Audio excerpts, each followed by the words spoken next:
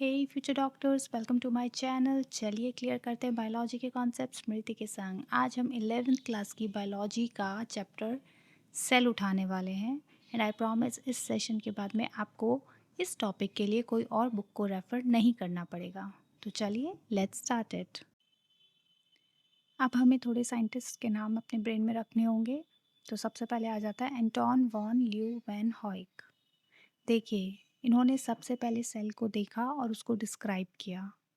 मैं आपको बीच-बीच में छोटे-छोटे से निमोनिक्स दूँगी, जो आपको हेल्प करेंगे चीज़ों को, फैक्ट्स को याद रखने के लिए। देखिए, अब इनका नाम देख सकते हैं आप, Anton von Leeuwenhoek. He won the race. इन्होंने सबसे पहले सेल को देखा और डिस्क्राइब किया। So he won that race. So WON, won, WON।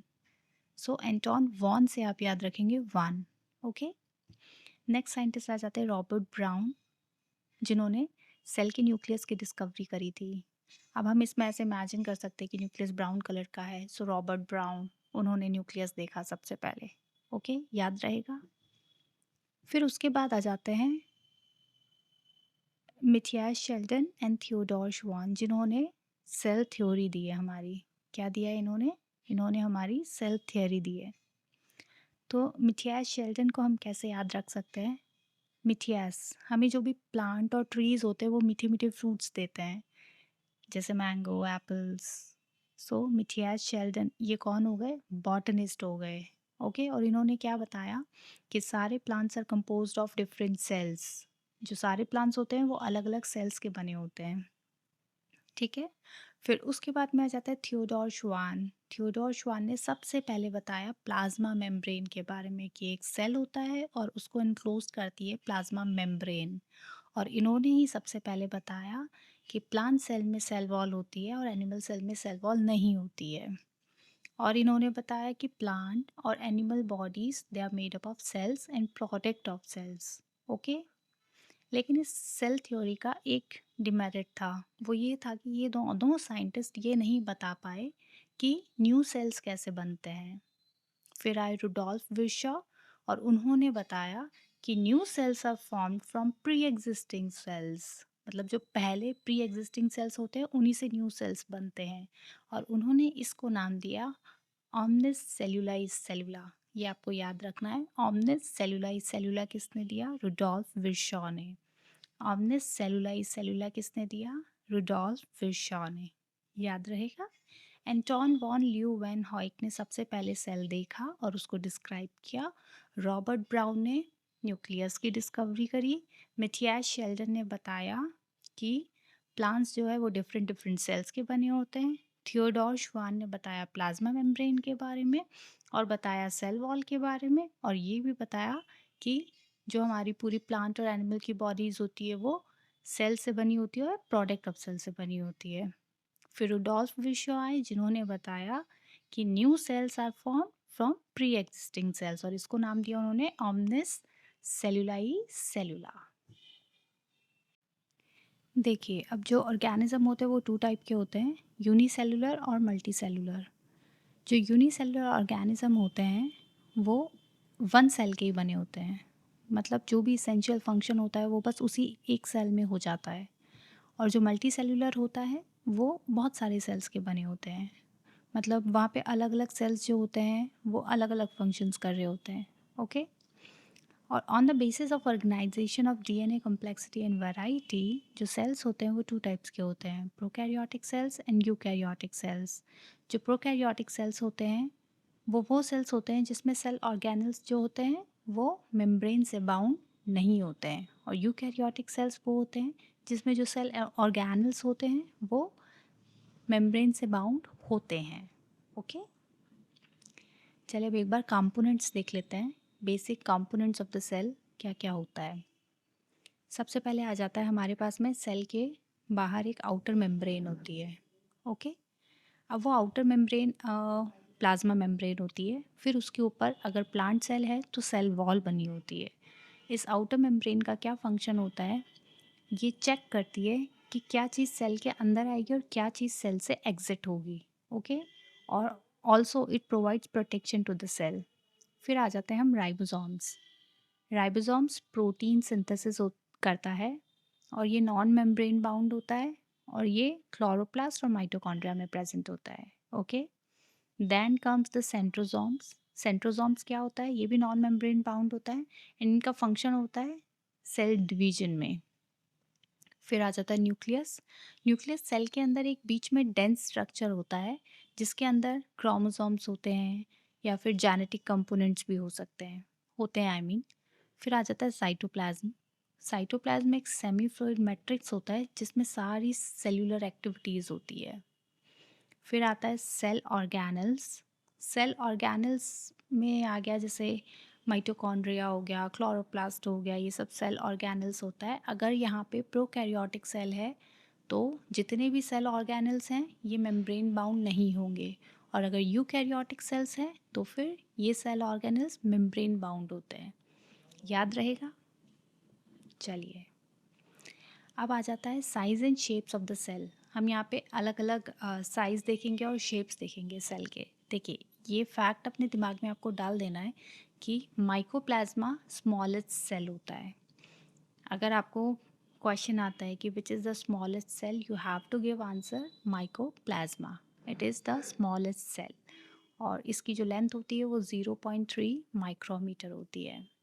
फिर आ जाता है कि भाई लार्जेस्ट आइसोलेटेड सेल कौन सा होता है, तो एग ऑफ द ऑस्ट्रिच।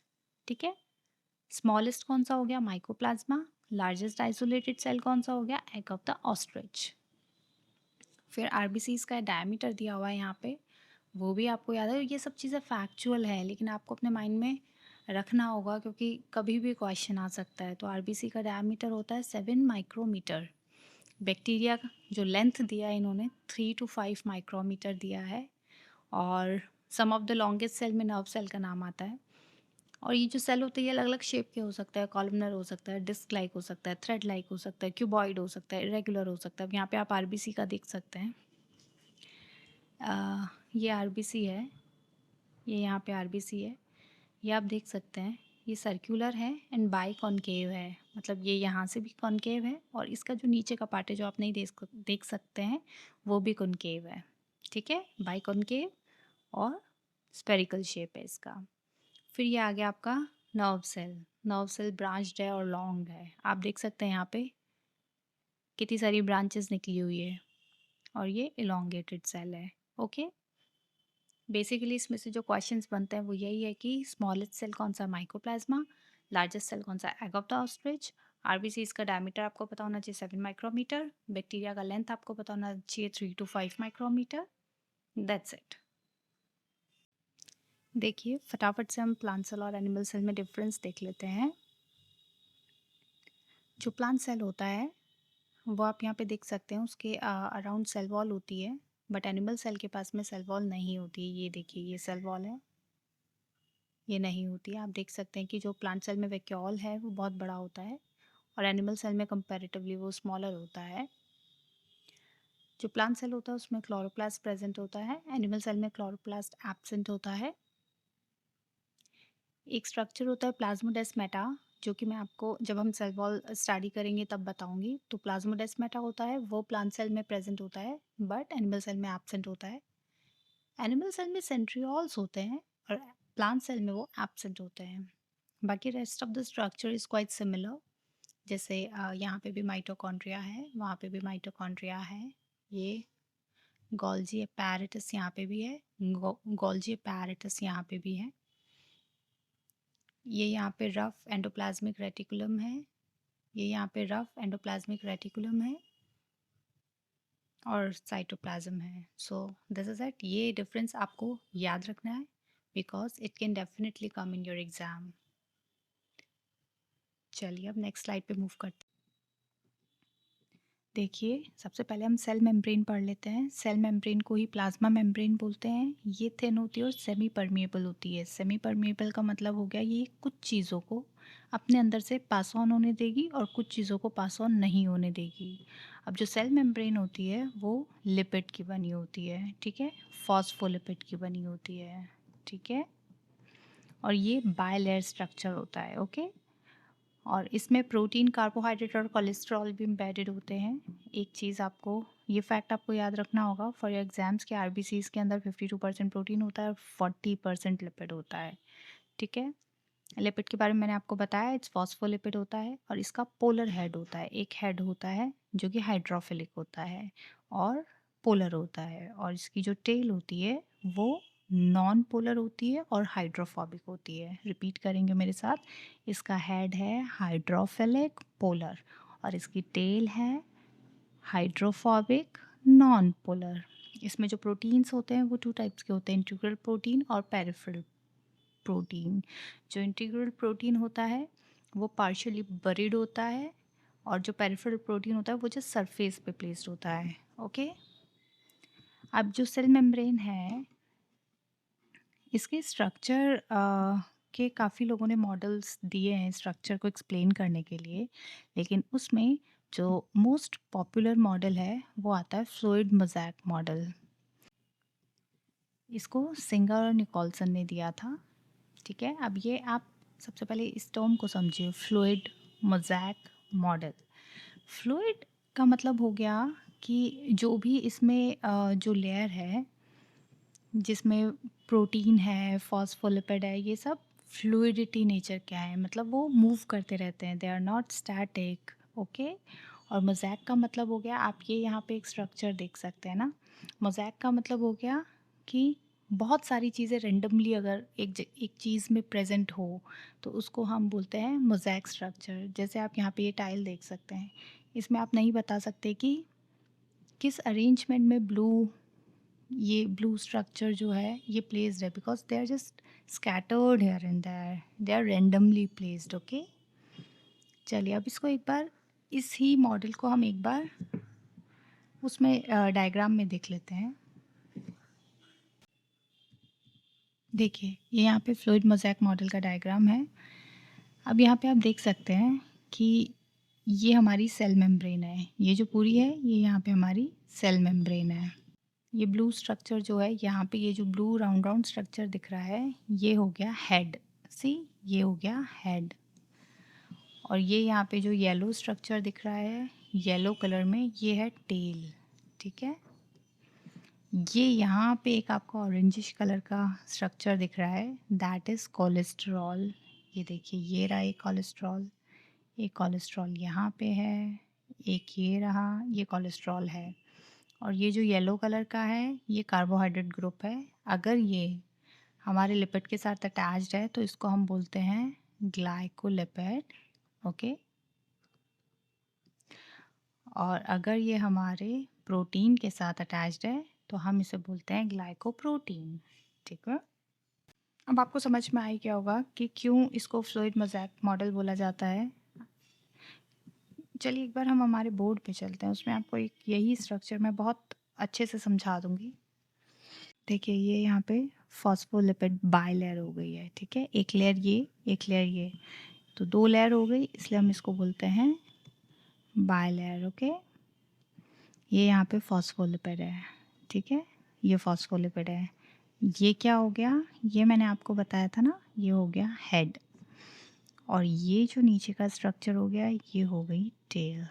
ठीक है, जो हेड होता है वो होता है हाइड्रोफिलिक। हाइड्रोफिलिक जो वाटर को अट्रैक्ट करता है, और टेल जो होती है उसको हम हाइड्रोफोबिक बोलते हैं, जो पानी को पसंद नहीं करती। ये जो आपको प्रोटीन दिख रहा है ये कम्प्लीटली एम्बेडेड है बायलेयर में। ओके, ये यहाँ पे जो प्रोटीन है ये कम्प्लीटली एम्बेडेड है बायलेयर में। सो इसको हम क्या बोलेंगे, इंट्रिंसिक प्रोटीन। Intrinsic protein. और ये जो ऊपर प्रोटीन दिख रहा है ये सरफेस पे ऐसे लाई कर रहा है, तो इसको हम बोलते हैं पेरिफेरल प्रोटीन।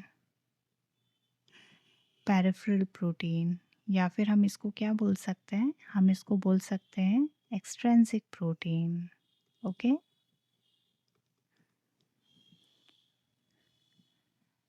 और ये यहाँ पे मैंने चेन बनाई है जो कि लिपिड से कनेक्ट हो रही है, तो ये हो गया हमारा ग्लाइकोलिपिड।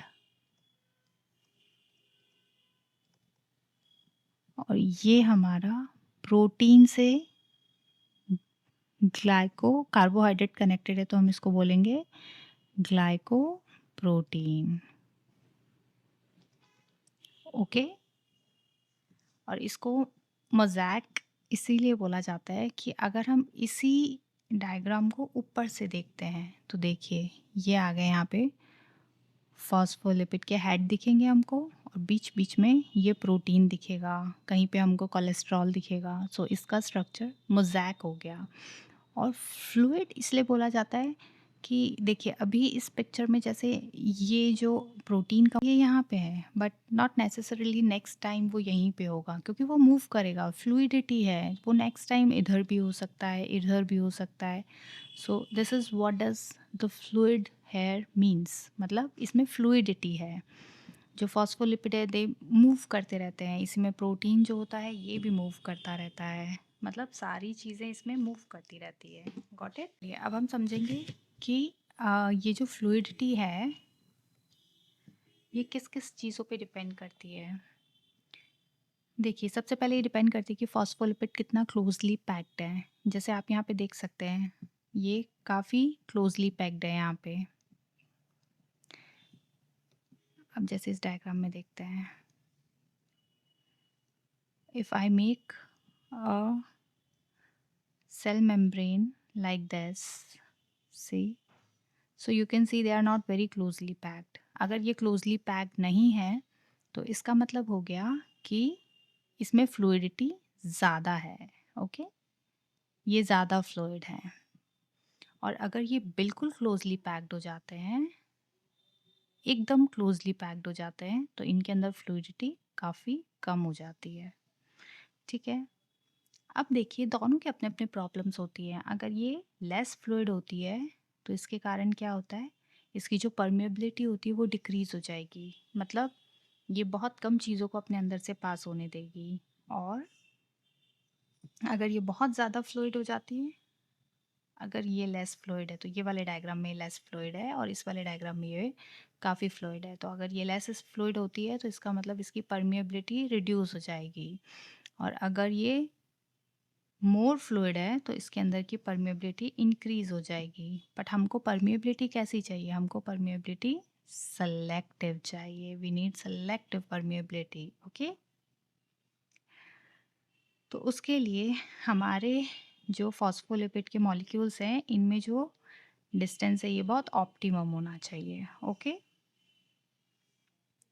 देखिए अब इसमें जो फ्लूइडिटी है वो किन चीज़ों पे डिपेंड करती है। सबसे पहले आपको पता है टेम्परेचर पे डिपेंड करेगी। अगर हाई टेम्परेचर होगा तो फॉस्फोलिपिड के मॉलिक्यूल्स वो एक दूसरे से दूर चले जाएंगे और फिर उसके कारण फ्लूइडिटी इंक्रीज हो जाएगी। ठीक है। और अगर टेम्परेचर रिड्यूस होता है तो फ्लूइडिटी रिड्यूस हो जाती है। एक हो जाता है कि इसकी जो टेल है वो कितनी लॉन्ग है। देखिए ये एक फॉस्फोलिपिड का मॉलिक्यूल है और इनकी अगर टेल लॉन्ग हो जाती है तो ये आपस में एंटेंगल्ड हो जाएंगे, और एंटेंगल्ड हो जाएगी तो इसके अंदर फ्लूइडिटी कम हो जाएगी। ओके। और एक दूसरा फैक्टर ये आ जाता है कि type of fatty acid. Fatty acid का कौन सा टाइप है। देखिए सैचुरेटेड जो फैटी एसिड होता है उसके अंदर सिंगल बॉन्ड होगा। ओके। और जो अनसैचुरेटेड होता है उसके अंदर होता है डबल बॉन्ड। तो जो सिंगल बॉन्ड वाला स्ट्रक्चर है, जो सिंगल बॉन्ड वाला स्ट्रक्चर है वो समहाउ ऐसा बनेगा, इस टाइप का बनेगा सिंगल बॉन्ड वाला स्ट्रक्चर। और जो डबल बॉन्ड का स्ट्रक्चर है वो ऐसे बनेगा। सो आप देख सकते हैं कि इस डायग्राम में ये जो फॉस्फोलिपिड के मॉलिक्यूल्स हैं ये क्लोजली पैक्ड हो सकते हैं, but due to the double bond इस वाले फॉस्फोलिपिड मॉलिक्यूल्स में, इस वाले जो अरेंजमेंट में फॉस्फोलिपिड के मॉलिक्यूल हैं they can not be closely packed. Okay. So अब आपको समझ में आ गया कि जो फ्लूइडिटी है वो 3 फैक्टर्स पे डिपेंड करती है। पहला हो गया टेम्परेचर, दूसरा हो गया लेंथ ऑफ टेल्स, और तीसरा हो गया type of fatty acids. Okay, types of fatty acids, जिसमें जो सैचुरेटेड होता है उसमें फ्लूइडिटी कम होगी और जो अनसैचुरेटेड होता है उसमें फ्लूइडिटी ज़्यादा होगी। ओके, अब आप बोलेंगे कि मैम ऐसे तो कुछ भी हो सकता है, फ्लूइडिटी को अगर टेम्परेचर भी इफ़ेक्ट करेगी तो ये तो दूर दूर हो जाएंगे और फिर बहुत ज़्यादा फ्लूइड हो जाएगा, तो हमें तो ऑप्टिमम फ्लूइडिटी चाहिए ना, ताकि सेलेक्टिव परमेबिलिटी रहे। तो इसके लिए एक चीज़ है, एक बहुत इम्पॉर्टेंट स्ट्रक्चर होता है जो हमारे प्लाज्मा मेम्ब्रेन में प्रेजेंट होता है, और वो होता है कोलेस्ट्रॉल। ओके, वो कौन सा स्ट्रक्चर होता है? कोलेस्ट्रॉल। अभी हम देखते हैं कि कोलेस्ट्रॉल कैसे इसकी फ्लूइडिटी मेंटेन करने में हेल्प करता है। तो suppose this is the cholesterol molecule and these two are the phospholipid molecule. So अगर टेम्परेचर हाई होता है, टेम्परेचर रेज होता है, so these phospholipid molecule will tend to drift apart.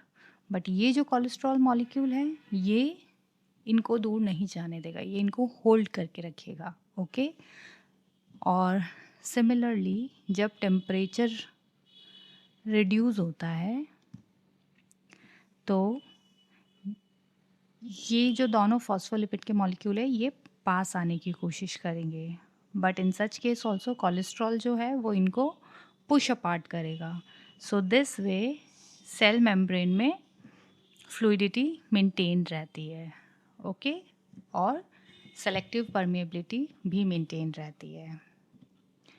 चलिए अब एक बार हम इसमें जो प्रोटीन है उसके फंक्शंस देख लेते हैं कि हमारी जो सेल मेम्ब्रेन होती है उसमें प्रोटीन की क्या सिग्निफिकेंस है, प्रोटीन क्यों है वहाँ पे। ये यहाँ पे प्रोटीन के फंक्शन होता है, एक तो प्रोटीन जो है वो एक्ट करता है ट्रांसपोर्ट प्रोटीन की तरह।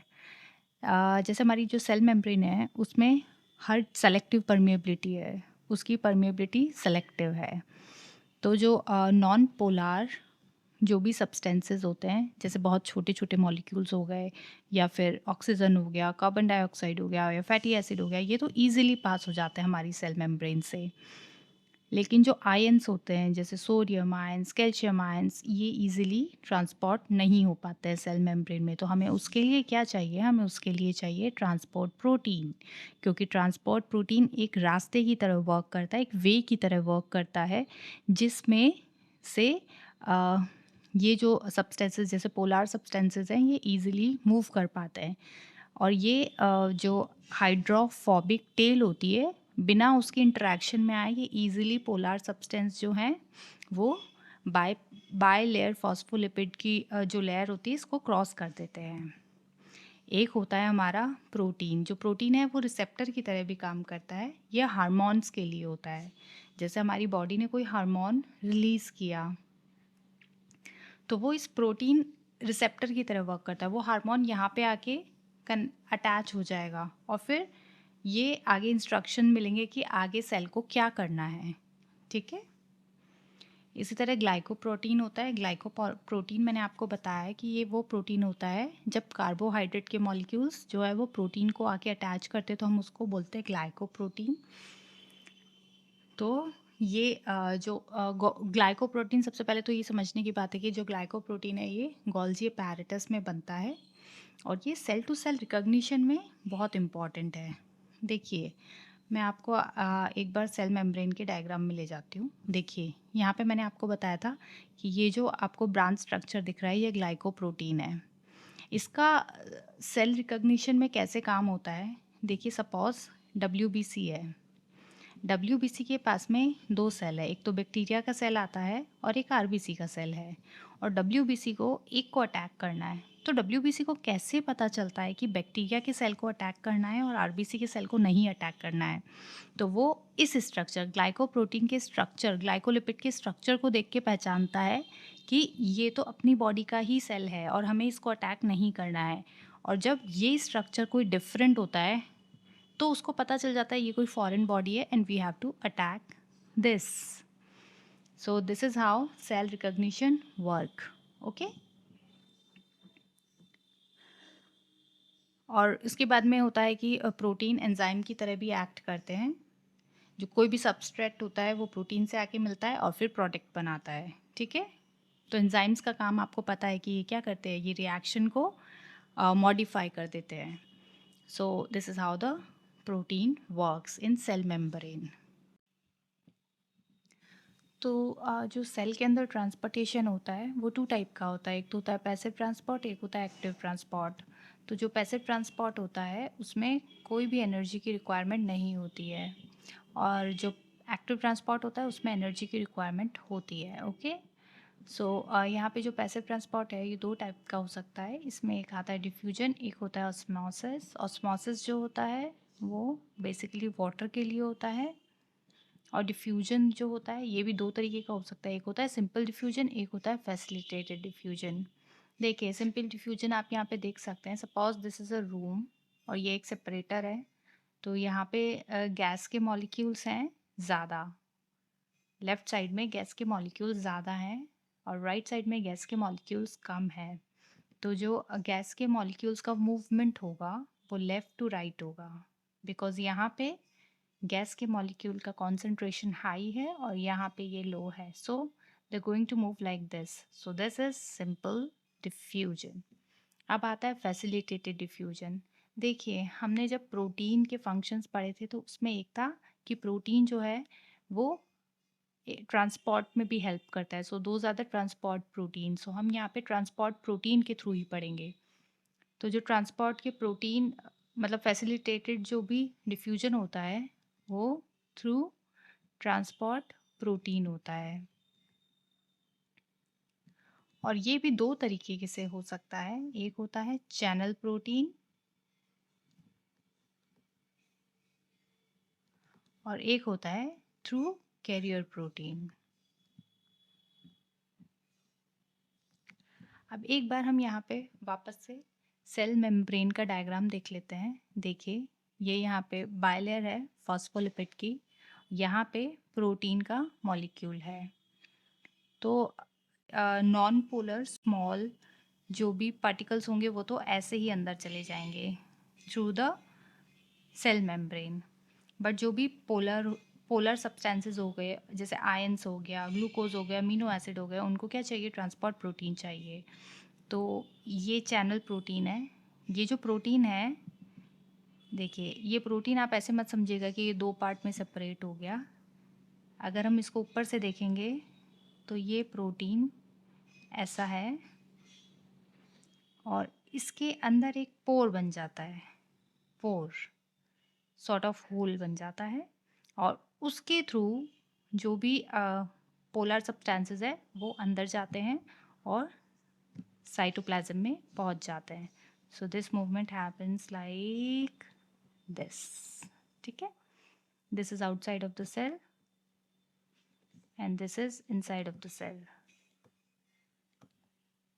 सो इस तरीके से ये ट्रांसपोर्टेशन होता है.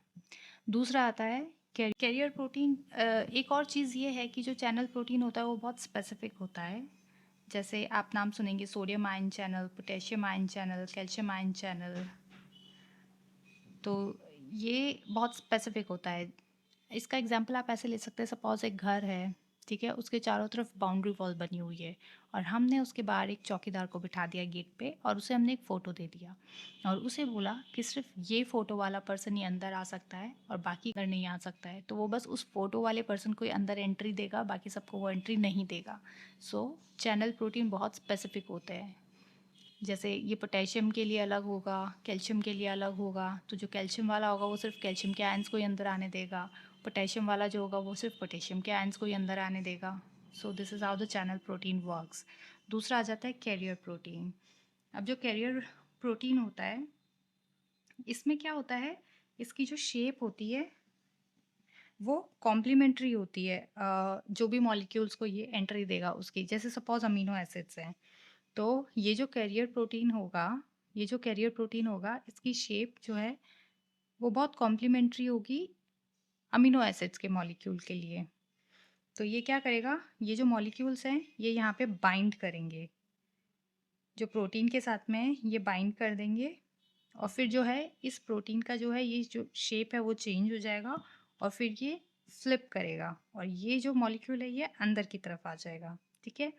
और light channel protein, carrier protein जो हैं ये भी बहुत ज़्यादा स्पेसिफिक होते हैं। जैसे कैरियर प्रोटीन अमीनो एसिड्स के लिए होगा, कैरियर प्रोटीन ग्लूकोज के लिए अलग होगा। सो this is how it works. Basically आपको ये याद रखना है कि एक्टिव ट्रांसपोर्ट में एनर्जी चाहिए और पैसिव ट्रांसपोर्ट में एनर्जी नहीं चाहिए। चलिए अब आ जाते हैं हम ऑस्मोसिस में। जो ऑस्मोसिस होता है इसमें वाटर का मूवमेंट होता है from high water potential to low water potential, ठीक है। और ये कैसे होता है? थ्रू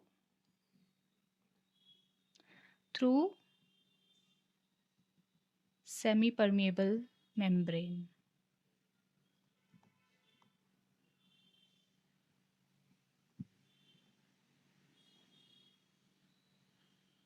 ओके, सो ऑस्मोसिस क्या होता है? ये वाटर का मूवमेंट होता है और ये सेमी परमिएबल मेम्ब्रेन के थ्रू होता है। ओके, जो वाटर पोटेंशियल होता है ये दो चीज़ों पे डिपेंड करता है। एक तो होता है concentration of solute in the water, concentration of solute in the water, और होता है प्रेशर एक्सर्टेड, प्रेशर एक्सर्टेड। सो जो डिस्टिल्ड वाटर होता है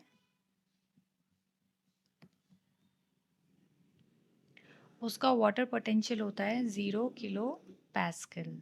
ओके, और ये सबसे हाई माना जाता है वाटर पोटेंशियल।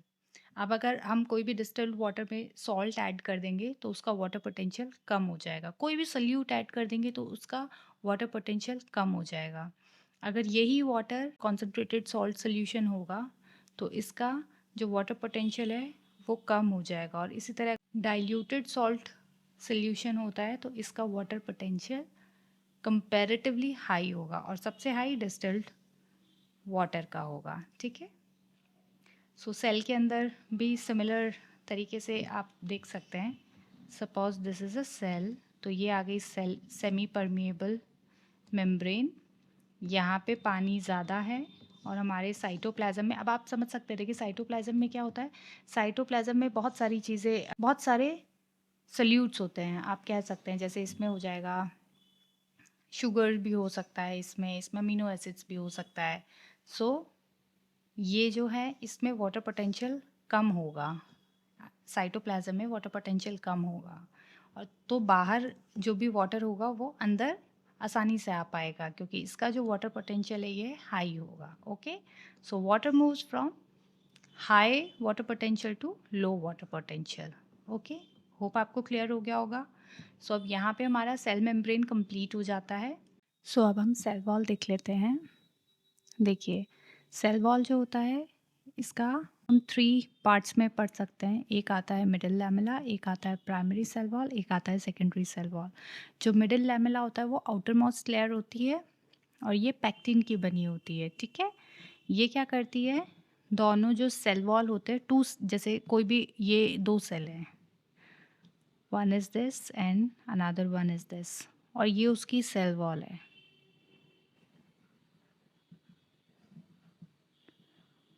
ठीक है। तो ये सेल वॉल जो होती है ये दोनों सेल की कनेक्टेड होती है, एडजॉइनिंग सेल से जुड़ी हुई होती है। ओके, ये जुड़ी हुई होगी, this is one cell and this is another cell, और इसकी सेल वॉल जुड़ी हुई होती है। और ये आप बीच में, यहाँ पे साइटोप्लाज्म है, ये आप जो बीच में देख पा रहे हैं ये छोटा सा कनेक्शन पोर टाइप होता है, इसको हम बोलते हैं प्लाज्मोडेस्मेटा, ठीक है। इससे एक सेल का दूसरे सेल से कनेक्शन बना रहता है, साइटोप्लाज्म कनेक्टेड होता है। ओके, फिर आते हैं हम प्राइमरी सेल वॉल पे। प्राइमरी सेल वॉल यंग और ग्रोइंग सेल में पाई जाती है, ठीक है। जैसे ही मेचोरिटी को गेन कर लेता है सेल तो उसके बाद में ये प्राइमरी सेल वॉल एग्जिस्ट करना बंद कर देती है और उसकी जगह सेकेंडरी सेल वॉल आती है। उसमें लिग्निन जो होता है वो ऐड हो जाता है और फिर उसके बाद में और टफ जो होता है स्ट्रक्चर बन जाता है जिसको हम सेकेंडरी सेल वॉल बोलते हैं, ठीक है। अब हम आगे चलते हैं। मैंने आपको बता ही दिया कि मिडिल लैमेला जो होता है वो आउटर मोस्ट लेयर होती है और पैक्टिन की बनी हुई होती है। फिर मैंने आपको बताया जो प्राइमरी सेल वॉल होती है वो बेसिकली बना हुआ किसका होता है, ठीक है? जो प्राइमरी सेल वॉल होती है उसमें सेल्यूलोज के माइक्रोफाइब्रिल्स होते हैं जो कि जेल लाइक मैट्रिक्स। अब ये मैट्रिक्स किसका बना होता है? हेमीसेल्यूलोज का और पैक्टिन का, ठीक है? मेरे साथ रिपीट करेंगे कि सेल्यूलोज के जो माइक्रोफाइब्रिल्स होते हैं ये एक जेल लाइक हेमीसेल्यूलोज और पैक्टिन के मैट्रिक्स में प्रेजेंट होते हैं, ठीक है? और ये मैंने आपको बता ही दिया कि इसमें एक माइन्यूट पोर होता है जिसको प्लाज्मोडेस्माटा बोलते हैं। देखिए यहाँ पे जैसे मैंने आपको बताया था ये प्लाज्मोडेस्माटा का ही एक वो है, डायग्राम है। देखिए सेम ये सेल वॉल है, यहाँ पे ये सेल वॉल है, ये 2 सेल हैं, यहाँ पे साइटोप्लाज्म आप देख सकते हैं और ये बीच में जो इनका कनेक्शन है इसको हम प्लाज्मोडेस्माटा बोलते हैं, ठीक है?